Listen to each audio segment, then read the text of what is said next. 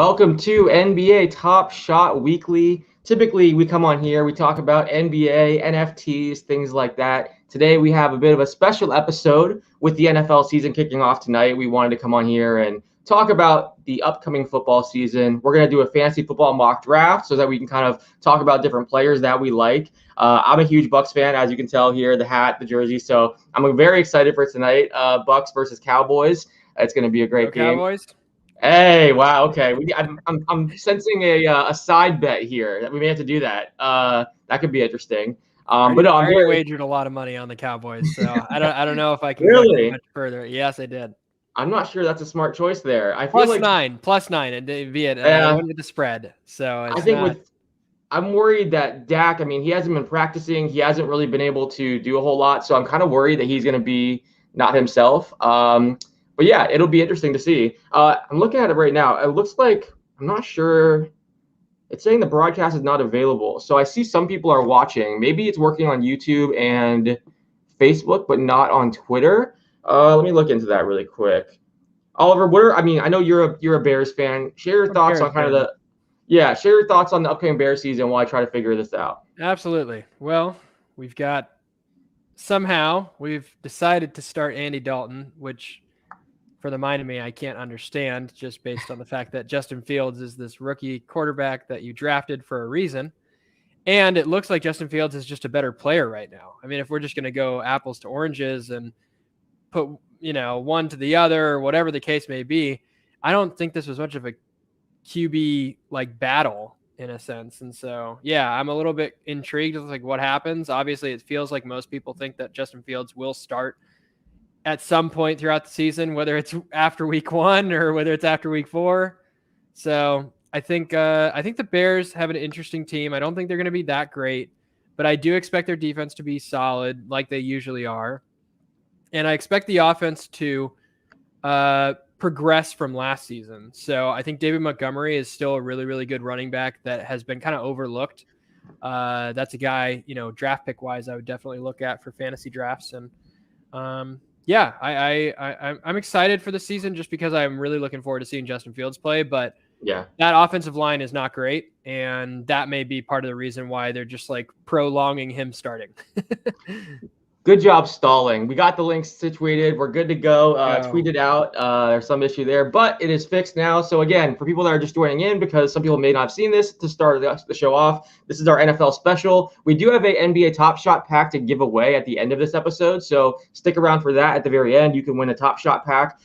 We give one away every single week. So we'll open it here. You can see what moments are in there, and then we'll transfer them to you in a few days. But yeah, today we're going to do a fantasy football draft. That's going to allow us to kind of jump around a bit, talk about different players and teams that we're interested in. I'm very interested in your Bears. I think that Allen Robinson is going too low in fantasy drafts. He's going to have the best quarterback of his career, which is kind of crazy to think. Even if it's Andy Dalton to start the year, that's better than Blake Bortles, Nick Foles, Mitch Trubisky. It's kind of crazy that he's going to, for the first time have a decent quarterback. And then once Justin Fields comes in, the upside's crazy. So I'm actually pretty high on him and Darnell Mooney in fantasy drafts this year.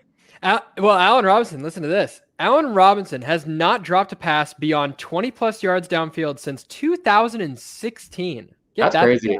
That's a great stat. That's wild. Hey, going into your thing here, I mean, it feels like Allen Robinson is going to be good. Everybody knows this every year going in, and it feels like he is underdrafted a lot of the times. Now, I don't know where his projection is this year, but I want to say he's mid-rounds area. And, he's a wide receiver 1. In fantasy, he's one of the top 32. Yeah. So, no, I think he's going in I could get him sometimes because I usually go running back. So there's sometimes where I'm getting him at that 3rd, 4th round, and I'm still there at times, just because I think he's super talented. But this is our mock draft board. We're doing it on Sleeper. This isn't sponsored, but it's just the easiest way for us to invite some friends in here and do it. So let's go ahead and start this draft. I did get the number 1 pick here. Easy choice. Christian McCaffrey obviously had injuries last year, but is a monster. This is a PPR 12-team league. When you have McCaffrey, it's just such a big advantage. He's so good as a rusher, as a pass catcher. So We have Joel Brigham joining us here. He's helping us out. We used to work with him at Basketball Insiders, and we're all in a fantasy football league together. It's my favorite league. It's super active. There's like tons of huge trades. Oliver's kind of known every year for making these crazy trades and like selling off all of his draft picks. Oliver keeps things selling them off and then buying them all back and then selling them off again. I literally do this transition throughout the season based on where I am. If I'm tanking, I'm tanking. I'm not like middle tier tanking. It's like throw everything against the wall if I'm going to do it. And then the best is when you were tanking and sold off all your like best players and got a bunch of picks, and then like 3 weeks later you were like, you know what? I'm gonna trade all these picks for veterans. My team was better. It was like I was like 2-1. I had a solid points per game essentially. Like my points were like one of the highest in the league, and I was like, okay, well I guess I'm more competitive than I thought I'd be. And you're the wild card. Yeah. So I'm the wild card. I do like that. It. Every league needs it. Everybody needs it. So with this pick here, I'm going to go Alvin Kamara. I think that's a no-brainer. I really like Alvin Kamara this year. I like Zeke this year. I'm very high on both those guys. I don't really know why. I don't have like an explanation for it, but Kamara and Zeke having down years last year, I feel like people are maybe sleeping on them. I saw Zeke go 7th, I think, in one of my leagues. Yeah, he's been slipping. I think he had some injuries last year. He struggled once Dak Prescott got hurt. But yeah, you'd have to imagine with Dak back, he's going to be fine. He actually went pretty high in this draft, number 4. Sometimes I've seen Derrick Henry and some of the others go before him. But yeah, Kamara, I think he's going to be fine. He's so good, especially in PPR like this. And now all their pass catchers, Michael Thomas is down, Adam Troutman. I think he's going to play tomorrow or on Sunday. But they've had different injuries. They're tight end. And they're displaced. They're in Texas, right? So it's a crazy time, but he should get tons of targets and he should be fine. I think he's going to be great this year, Kamara. All right, so you're up again, Oliver. Do you typically go running back, wide receiver, running back? Don't have a strategy with that. I have a strategy with best available player in my opinion. So if the best available player in my opinion is a wide receiver, I'm going to take a wide receiver. If the best player available is a running back, I'm going to take a running back, tight end, etc. But it's on my draft board. You know what I mean? So I'm not looking at this and saying, oh, I want to pick Antonio Gibson. Like, I don't feel comfortable with Antonio Gibson. I don't feel comfortable with the Washington football team in general right now. Wow. So I don't want to pick Antonio Gibson. I'm going to go with my boy, Justin Jefferson, who's been holding it down for me in every single fantasy league I have. I have him in every single league. You do. So he's my boy. I love him. I think, he's the next like Randy Moss-esque type of guy. He's just like, he gets a massive target share in a great offense with Kirk Cousins, who, albeit isn't a great quarterback, but does throw a lot in that offense. And, I just think he's going to continue doing what he was doing the last like 8 to 10 weeks of last season. So I'm going Justin Jefferson here. Yeah, last year when the defense started struggling too at the end of the year, they did start passing more, and Cousins played well. I mean, he's not the sexy guy, the sexy pick that you want in fantasy. See, I'm going to push back on what you said about Antonio Gibson. I think he's going to be a monster this year. Last year he was so efficient and he really flashed. I think he's going to break out this year. So I'm really bummed that Joel just took him. That's really what I was counting on. I was going to go. I usually go running back. So McCaffrey Gibson would have been my dream start, but because I don't like how my team looks when I go wide receiver or tight end early, and running back dries up so quickly. So I'm really bummed that Gibson didn't make it to me. I could go CEH. Yeah, I have 2 picks here. So I'm thinking the first one, I'm kind of low on DeAndre Swift this year. That offense is going to be pretty rough. I think CEH is kind of the last guy in this tier that I have. I'm not a big Josh Jacobs fan with Kenyon Drake there. I do like Chris Carson, but I think this would be kind of a reach to take him here. And you look at the wide receivers, Keenan Allen, Allen Robinson, who we talked about, CeeDee Lamb, Terry McLaurin. So, yeah, I think I'm going to go with – let's go Clyde Edwards-Helaire. And then – yeah, he was good last year. And then, obviously once Le'Veon Bell came – Le'Veon came and started taking touches away. But now Le'Veon's not there. They do have Darrell Williams. But I feel like he's going to be fine. He's going to get tons of carries. And last year was such a hard year for those rookies. I think he'll be okay. And then in PPR, I think Keenan Allen is the guy I have to go with here. I like Terry and I like Allen Robinson a lot, but give me Keenan Allen because it's PPR. I think he's going to be great this year too. I mean, Justin Herbert gives him so many targets and just throws to him nonstop. So Keenan Allen you just throw him the ball and he's in the vicinity. It's a wrap. I mean, the guy gets 10 catches like regularly. It's really pretty insane, like kind of the numbers that he puts up every year. So Joel is on the clock here. We can look at the board. No huge surprises in round one. Let's see. Jonathan Taylor went a little bit lower than typically, I think. Eckler at number 11 is great. McLaurin, yeah. And team 12, interesting strategy. Went Mahomes and Kelsey. So he went the Chiefs stack. Doesn't have a receiver or a running back yet. Interesting there. I mean, if this is super flex, taking Mahomes first round's a no-brainer. But in a regular league, I'm someone that tends to wait on quarterback unless there's like a screaming value. Like in one of my leagues, Justin Herbert fell like 2 rounds later than he should have been going. So yeah, I'll pounce on that opportunity. But typically I hold off on quarterback till much later. I tend to find myself drafting like a Ryan Tannehill or Matthew Stafford or one of those kind of guys. What are you thinking here? Walk me through your options. Yeah, I mean, George Kittle at this point, he's we're 3.3. Yeah. I mean, I'm like 6 to 7 picks off of where George Kittle should have gone. I like George Kittle as a tight end. Obviously the injury and stuff is a concern, but no matter what, whether it's Jimmy or whether it's Trey Lance, the tight end is usually that like all reliable. You know what I mean? Like quarterbacks really like going to tight ends. And I like the fact that both of these guys are under pressure, like Jimmy and Trey Lance, if Trey does decide to play or they split snaps or whatever. So I'm going to go George Kittle here just because I really feel like there's some value at this point in the game. Yeah, I think too, like whenever you can just set it and forget it at tight end, that's so nice. It's always so stressful whenever you go with one of the late tight ends. And, you know, we've seen a number of these guys, whether it was Kittle or Darren Waller or Mark Andrews, like some of these guys end up popping after being later picks. But I think when you have that kind of guy where you don't have to worry about jumping at the waiver wire and looking for a tight end, I think that's so nice to have. So, yeah, that's a good pick there. Lamar Jackson, Josh Allen, Kyler Murray. Oh. Some quarterbacks off the board. Your boy David Montgomery went to team 11. Yep. So team 12, after going Mahomes and Kelsey, has Swift and Cooper. We also saw CeeDee Lamb. Interesting, Amari Cooper, but before CeeDee Lamb. I've seen it, swapped a bit in some drafts. Chris Godwin, Cooper Kupp, and now you are on the board. Top receivers: Julio Jones, DJ Moore, Adam Thielen, Tyler Lockett, Darrell Henderson, Kareem Hunt, Myles Gaskin, Javonte Williams. What are you thinking? I'm going Darrell Henderson here. I think this is the play. Like once again, value. It's like he was supposed to be picked like 7 to 8 picks ago. I like it. So I would have went with him too. I think people are scared because they think Sony Michel is going to come in and take over, this big role in that offense. But Henderson has been really good when he's been healthy. And I think Michel is someone that's there because they didn't have anyone behind him that had any NFL experience. It was Xavier Jones and Jake Funk. So I think that was a depth move. And now, and it paid off. Xavier Jones just had a season-ending injury. So it makes sense why they did it. I don't think it means Henderson's not going to be really involved in that offense. So good pick. I was hoping he would fall to me. Let's see. I like Myles Gaskin. I think Mike Davis is going too low. And then Gus Edwards is still there too. And he's interesting with the injuries to J.K. Dobbins and now Justice Hill too. They did bring in Le'Veon Bell, but I'm not too concerned. I don't think he has much left in the tank, just to be honest.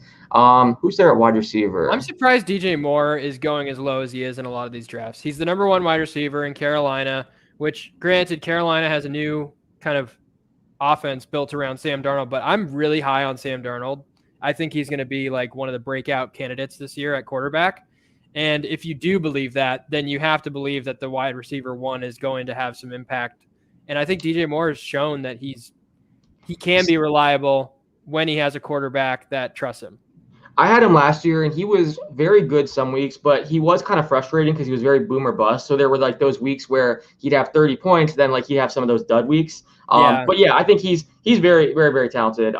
So I'm torn here. I like Gus Edwards, but I also like Mike Davis. I think I'm going to go Mike Davis here just because I think that workload is – I don't think there's really anyone else there. I mean, we saw they signed Wayne Gallman, but I think, even if he gets a couple carries per game. He's the clear-cut number 1, whereas Gus Edwards, like, now you have Le'Veon Bell in the fold here. I wouldn't be shocked. I picked up Le'Veon Bell in every league that I could. I feel like he's going to get some touches in that system. And if he does break out and have a couple good games, it's like, how can you not start him? And I think Davis, he's just going to get, I mean, we saw last year he was very solid, at least for the first half of the year. I think he's going to get a ton of carries, a ton of receptions. So I think he's pretty safe there. And again, I kind of like draft based on tiers. I think there's a pretty big drop off after Mike Davis. I do like Myles Gaskin a bit, but I don't want to have to end up starting someone like Mostert or Melvin Gordon or Leonard Fournette in my flex. Just because those guys have, shared backfields. They're talented, but it's just kind of scary. You don't really know what their workload is going to be week to week. So now I'm looking at DJ Moore. Let's see. You know what? I think I'm actually going to reach on someone a little bit lower. I love Deontay Johnson.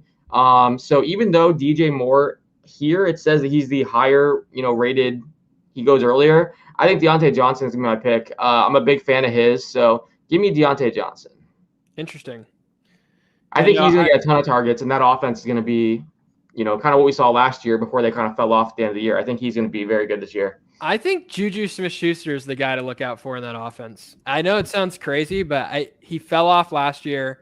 Felt like there were some things going on. He comes back this year. Obviously, I don't know if it's a contract year. I'll have to do some research there, but I want to say that he's on a pretty low-end contract right now. Yeah. Trying to get himself back to that. A 1-year deal, too. So, yeah, it's kind of a prove-it year for him. Prove-it year. So, I like guys like that. That's one thing. I actually have a list for my fantasy leagues of contract year guys. I love drafting contract year guys. That's like my favorite go-to when in doubt. So yeah, and I might regret. I think one thing I tend to do, I have DJ Moore in a lot of leagues. So I think sometimes I find myself like mixing it up a little bit, like diversifying. If I had DJ Moore a lot, I'm like, oh, let me go Deontay Johnson just in case there's an issue with Moore. So I think those guys are very close for me. I definitely consider DJ Moore, but I'm a big Deontay Johnson fan. I think he's going to get tons of targets. I'm not as worried about Juju. I think he gets a lot of targets, but he hasn't really been the same receiver the last few years. And then there's Chase Claypool there as well. So that is somewhat concerning, but I think Deontay Johnson has the higher floor and his upside's still there. So what are you thinking here? So Tyler Lockett just went, available. I am going to reach. And when I say reach, I'm going not too far. Okay. Like 20 picks later, probably. Actually, you know what? I think I can still get them. Yeah, they might fall to you next round. Yeah, I'm going to take my chance. I'm going to draft DJ Moore just because the value's there. It makes sense. I'm going to go ahead and pick DJ Moore. And then I'm going to cross my fingers and hope that the guy that I want is still there. There you go. It's going to be very close. So I want to shout out. I'm a huge fantasy football fan. I'm constantly listening to fantasy football podcasts. Dang it. Who are you hoping for? Odell. That's my guy, man. I think he is being.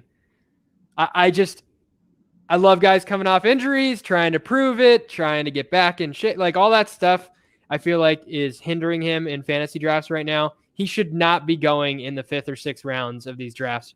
And right now it's like in my league, I think I drafted him in the 7th round. And I was like, this is great value. He's going to be the number 1 wide receiver in Cleveland as long as he's healthy.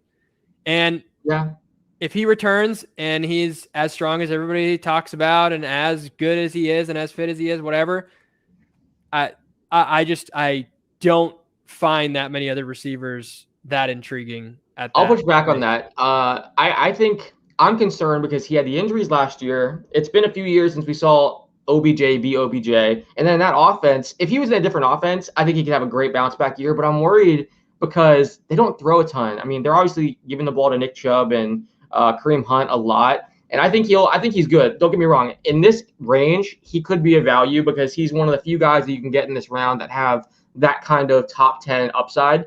You don't see that very often in this range. But I don't know. I had him last year. I think I'm one of those people that had him last year and was burned by him. So I'm just frustrated.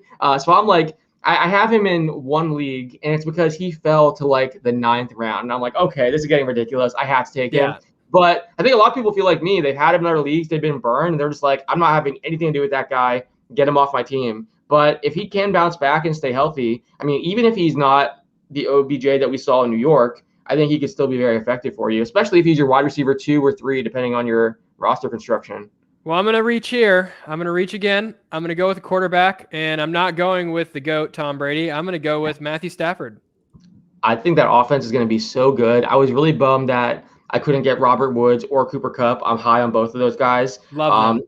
I like Tyler Higbee too, not to give away. Oh, how is Gus Edwards still there? He just went now. So that's interesting. We saw Chase Edmonds, Raheem Mostert, Javonte Williams go before Gus Edwards. That's a great pick there. I like what Joel's done here. Dalvin Cook, Antonio Gibson, Gus Edwards as running backs, and then McLaurin, Julio Jones, Tyler Lockett as his receivers. That's a great start. Shout out to Joel. I think your team's pretty solid too. I like your start as well, Oliver. So dude, I think all three of our teams are solid. I don't think you can go wrong with any of them. I think so far there's not any crazy picks or outlandish thinking here, but I do think as you get into these later rounds, you can start to see some big differences. So pretty crazy that so many quarterbacks have gone. Again, this isn't super flex, so we've already seen your team, team 4, team 5, team 7, team 8, team 9, team 10, team 11, team 12 all have quarterbacks. So when you look at quarterback, it's Ryan Tannehill, Tom Brady, Trevor Lawrence, Jalen Hurts. So because of that, I'm gonna wait another round or two before going QB. I think I can afford to wait. You can definitely sit at this point. Yeah, exactly. Yeah. I was going for Matthew Stafford because that between you, me, and Joel, I was thinking somebody's gonna grab him. It's like no, that makes sense. So I like Robbie Anderson here a bit. I also like Jerry Jeudy. Let me think. Who should I go with? I'm not high on Kenny Golladay. I don't like Daniel Jones. I think he's going to really struggle this year. And he's had so many issues staying healthy. He's injured right now.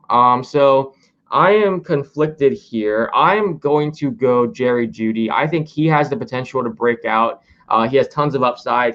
Last year, he had so many passes that were uncatchable. I think he led the league in uncatchable passes. So with Teddy Bridgewater stepping in, I think he'll benefit Jeudy more than he does Cortland Sutton, because I think Sutton needs that quarterback that's willing to throw the ball up and go deep and just give him tons of contested catches. With Jeudy, he's great as a route runner, great at getting separation. Bridgewater's an accurate quarterback that kind of has a shorter average depth of target. So I think he's going to go to Jeudy more often. So let me go with him. And then what running backs are there?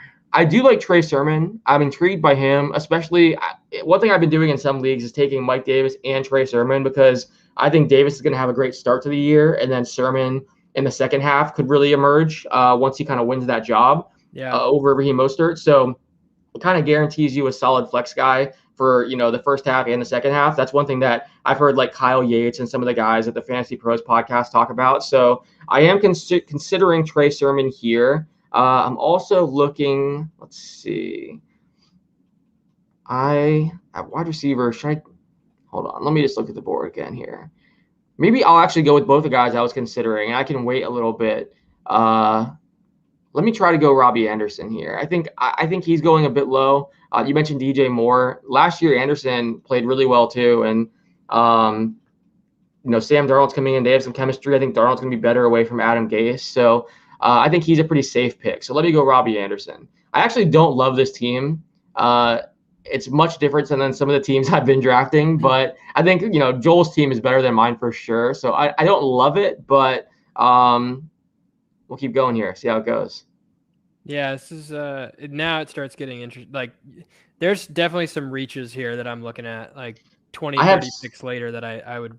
And here's the issue too. Like, we all drafted in the top 3, so we have to consider the next 15 picks basically. You have to go like 15 picks ahead to kind of gauge where you're going to pick, or else you may lose out on the guy that you want.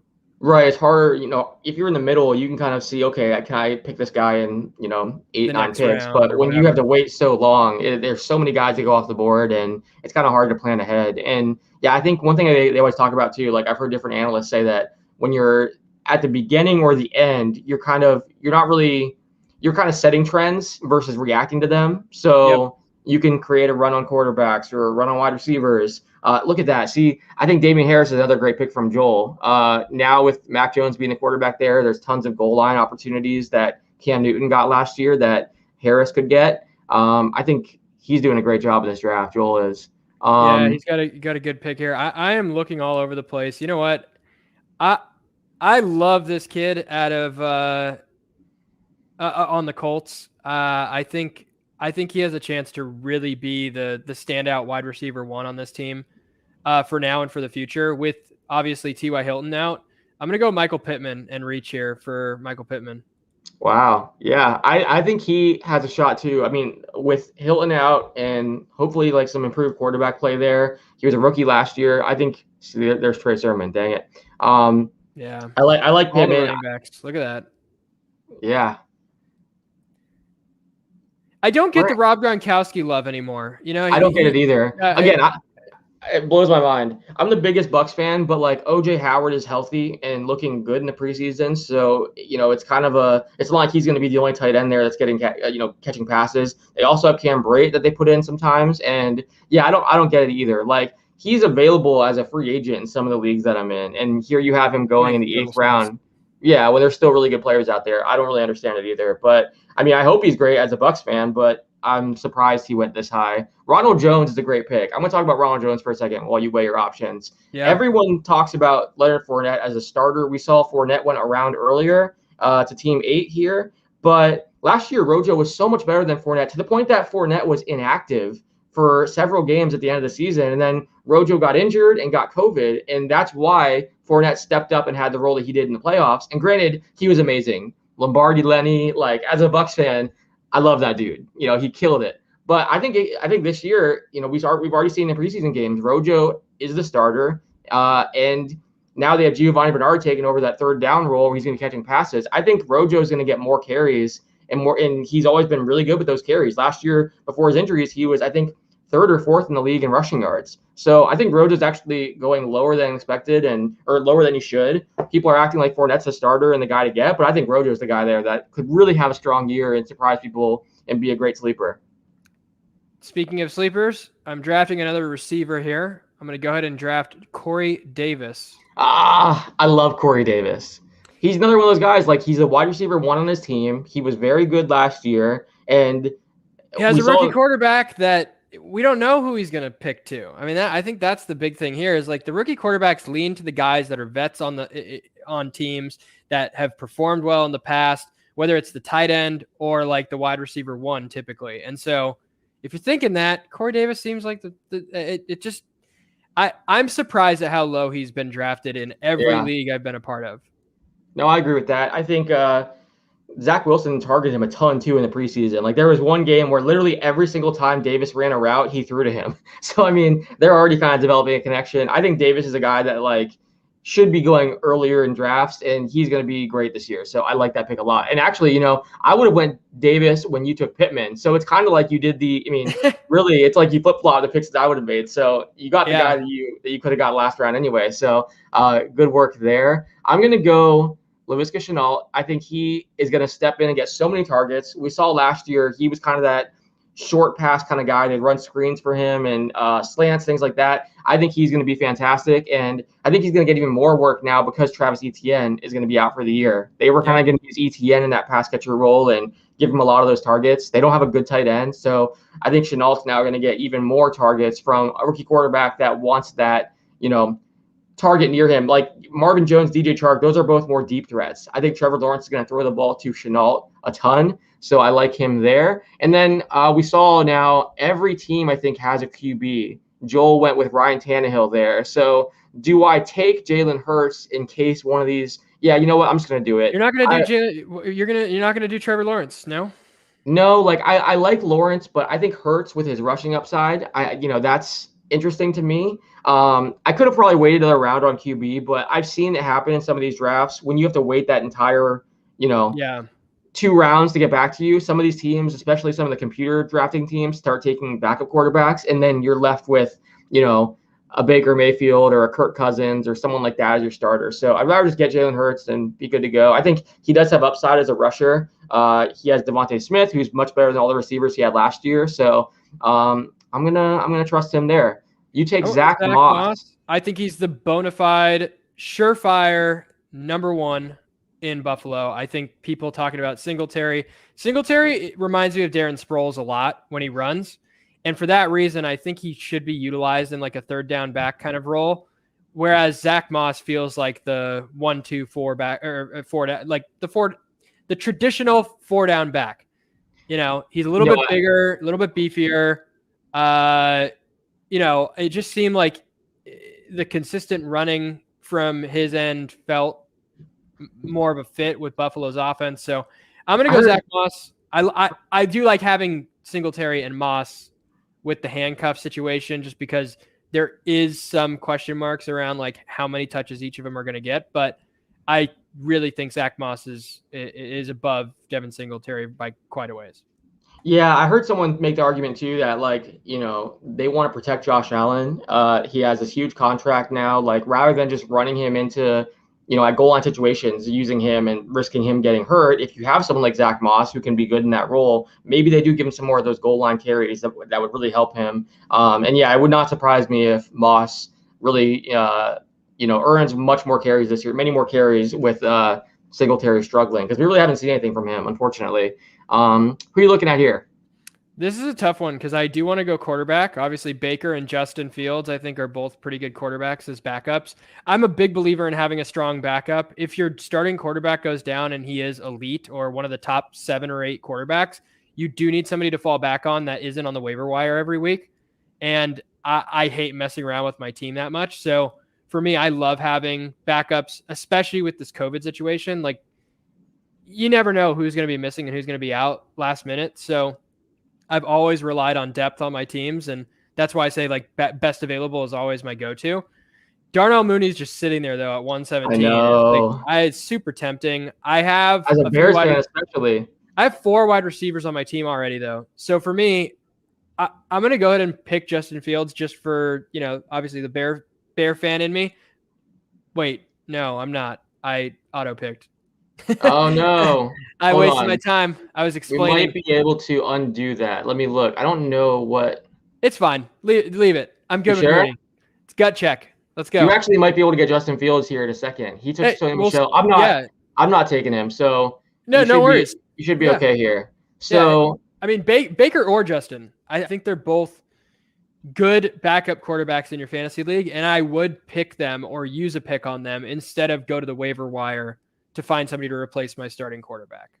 So I was hoping to get Darnell Mooney there. I need a tight end. I saw Tyler Higbee go, and that's the guy that I've been getting late in most drafts. So I'm going to go with Jonnu Smith. Both New England guys are there. I think that Jonnu, he's the one they signed first. I believe they gave him more money, and we've seen Hunter Henry's had a hard time staying healthy. So I think that Jonnu, he played really well last year, but then Tennessee just didn't throw him the ball very much, but he still had tons of touchdowns. I think that New England's going to utilize him really, in a great way. And he could actually be like their leading target, most targeted player in that offense because they don't really have tons of receivers. It's Jacoby Myers, Nelson Aguilar, Kendrick Bourne. Like, I think Jonnu could actually be really solid this year. So let me go with him. And then I'm going to do the same thing that you talked about at QB, but I'm going to go Trey Lance.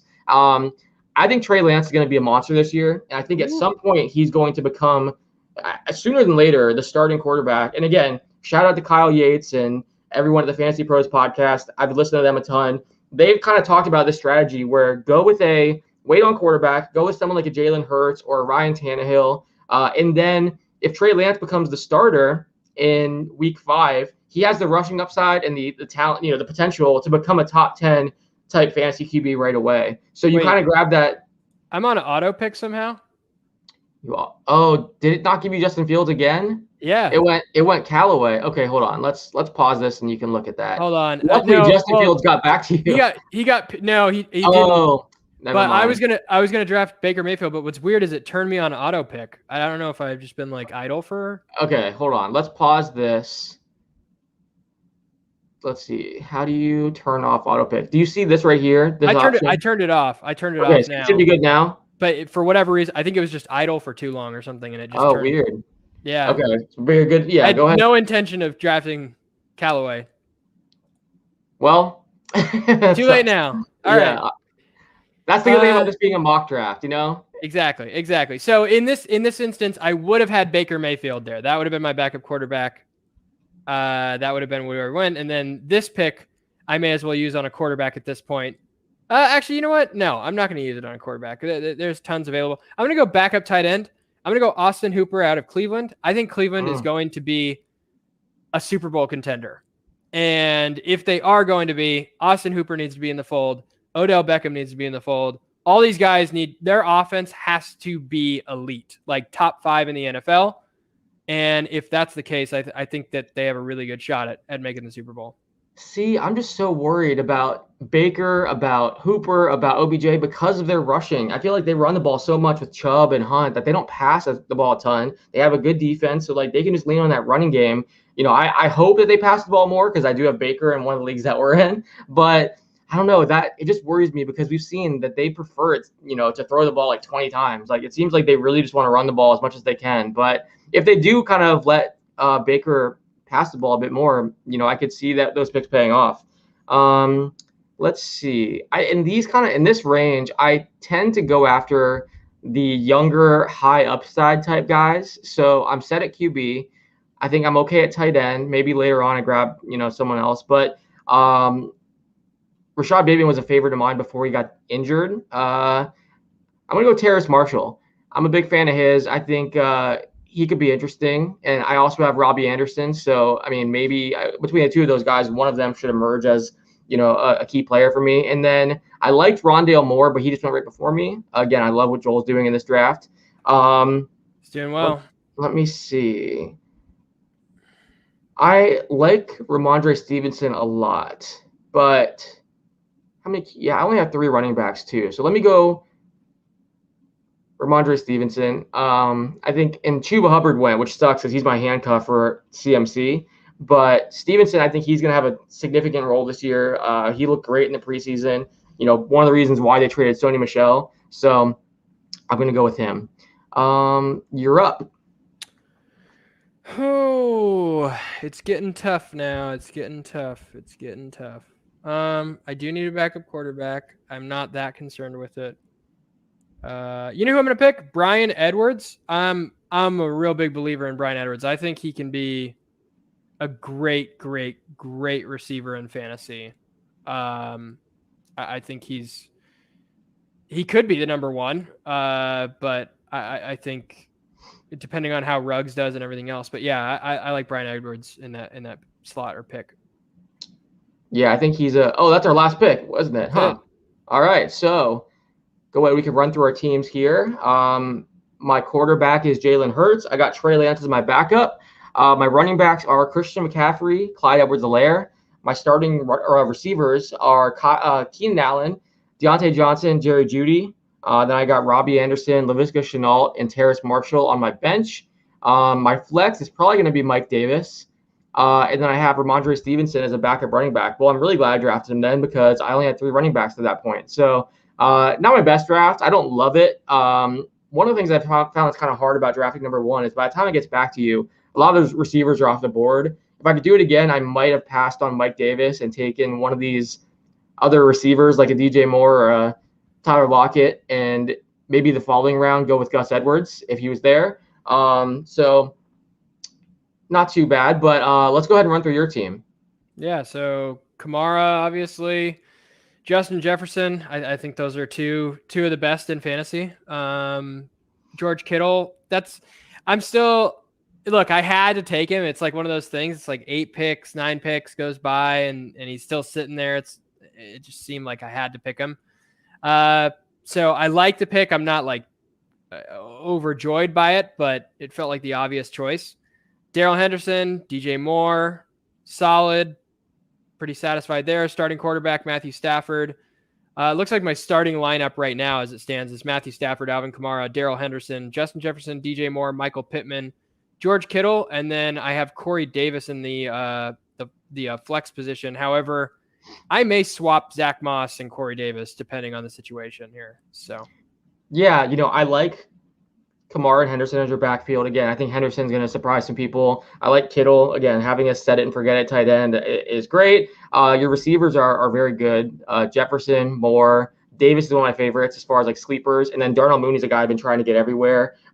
We talked about it last year. The quarterback play wasn't good for Chicago. So him being able to have an upgrade there is going to be great. And then Pittman and Callaway are 2 sleepers that could break out. And Edwards too. They're high upside guys. So I like the team a lot. And then Stafford, again, I think he's going to be fantastic. And that offense, especially with the injury to Cam Akers, I think they're going to pass even more than they would have. Not enough to like hurt Henderson, but I think he'll still be great. Again, Joel Brigham, got to shout him out. His team is Ryan Tannehill with Justin Fields as his backup, His starting running backs are Dalvin Cook, Antonio Gibson. Starting receivers, Terry McLaurin, Julio Jones, Tyler Lockett.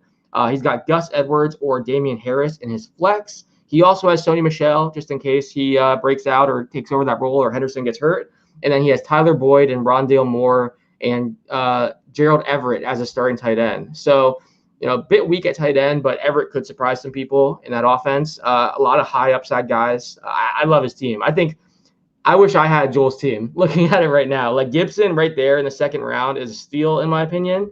And then his receivers are great. I like that he has Edwards and Harris as two options for his flex. I think he did an awesome job. I do want to see after this guy took Patrick Mahomes and Travis Kelce 1 and 2. Let's see how he bounced back. His running backs are pretty weak. DeAndre Swift, Myles Gaskin. Still starters though. They're not like flex players. I think it's not terrible. I actually really like Myles Gaskin. I think he's going to be great this year. I agree. So I'm pretty high on him, but you're right. It's definitely not at the same level. You definitely feel better about DeAndre Swift if he's your RB2, and you feel better about Gaskin if he's your RB3 or flex. But, I mean, that's what you get for taking Mahomes and Kelce. Again, I would have done it, especially in a league that's not super flex. You can wait on QB a bit longer. But he does have Amari Cooper, T. Higgins, Jalen Waddle, DJ Chark, and Jacoby Myers as his receivers. So a little weak there too, honestly. Yeah, some young receivers, then Amari Cooper. Again, I would have taken CeeDee Lamb ahead of Amari Cooper if I was him. So not great. And then if he has to rely on Kenyon Drake or Tony Pollard, that's going to be a bit scary. And then Deshaun Watson. A viable flex, though. I actually think that Higbee could be a viable flex option. Oh, I forgot. He took Higbee as a backup. Yeah, but he's got Kelce already. So if he starts, he could start this would be a team that I would consider starting 2 tight ends. See, he might have to, depending. I mean, if his receivers don't work out because he doesn't have another starting running back. But I always hate doing that. Like, we have a league together where I had Travis Kelce. It's a dynasty league. So I had Kelce, and I also had Mark Andrews, who I had drafted a while ago. But the problem is, I think when you have a guy like Mark Andrews or a guy like Higbee, they're solid as tight ends. But I think if you, do the math, they end up being, wide receiver 40s or 50s. So as a flex, there's a lot of receivers out there that would be better than him. So I always have a hard time with the tight end in the flex, but Higbee's I was bummed. I was really hoping to get Higbee. I think he's great as a backup tight end or something there. But yeah, this has been fun. Let's go ahead and open up our NBA Top Shot packs now, and then we can give the pack away too. So I have it up here right here. We can just go ahead and do mine first, and then I'll do the giveaway pack, and then you can open up yours. Everyone drop let me actually tweet it out right now. Let people know that we're doing the giveaway. 1 second.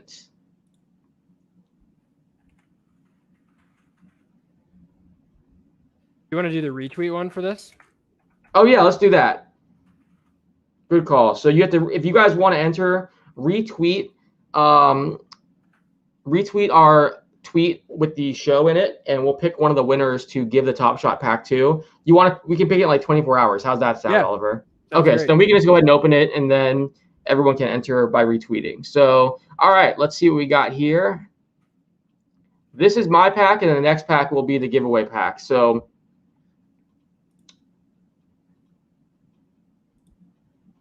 all right, let's see what we got. Kings. Rashawn Holmes. All right, 19,789 out of 40,000. Not a bad dunk. Let's see. LaMelo. Still waiting on it.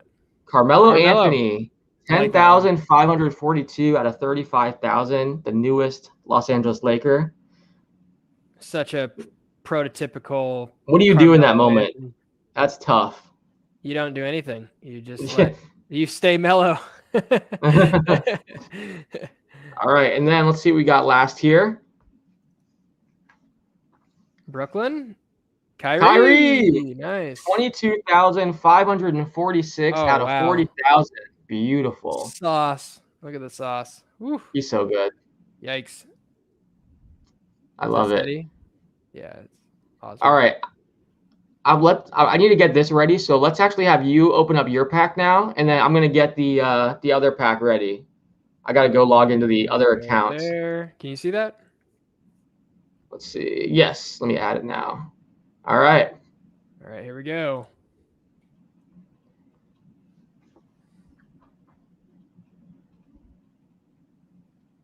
Click. Rudy Gobert. Hey, friend of the show, Rudy Gobert. I love it. Great block.